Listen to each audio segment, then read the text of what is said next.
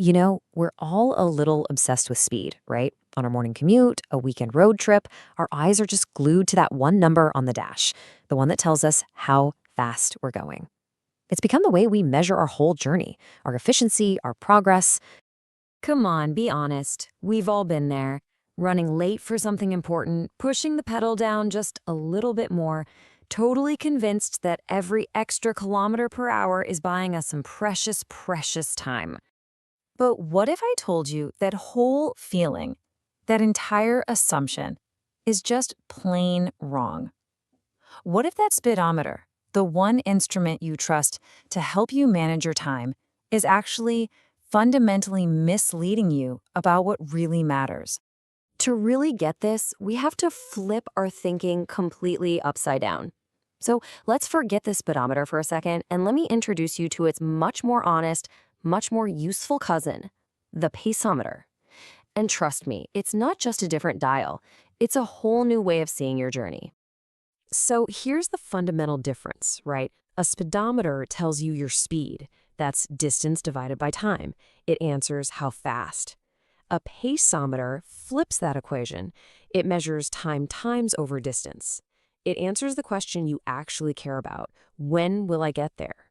So instead of thinking, I'm going 60 kilometers an hour, you start thinking, it takes me 10 minutes to cover this 10-kilometer stretch. See the difference? It's a shift from some abstract number to a concrete, real-world arrival time. So yeah, pace is simply the time it takes you to cover a set distance.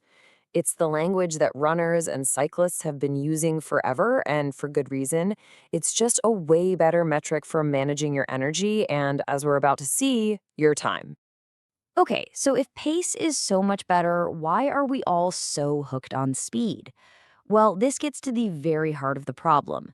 Speed is a really clever liar because it exploits this weird little glitch in our brains. Psychologists actually have a name for it, the time-saving bias. It's our brain's mistaken belief that cranking up our speed always saves us a big, meaningful chunk of time. But the cold, hard math tells a very, very different story. And this is where the whole deception becomes crystal clear. For any skeptics out there, just look at these numbers.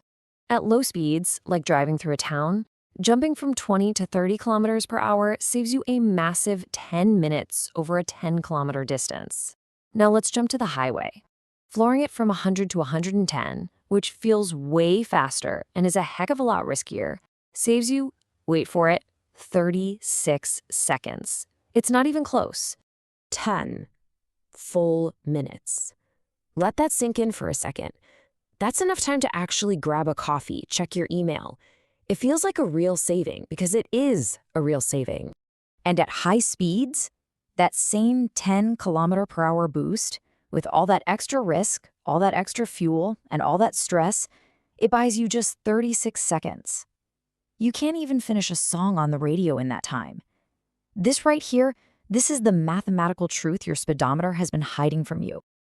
It's the law of diminishing returns, plain and simple.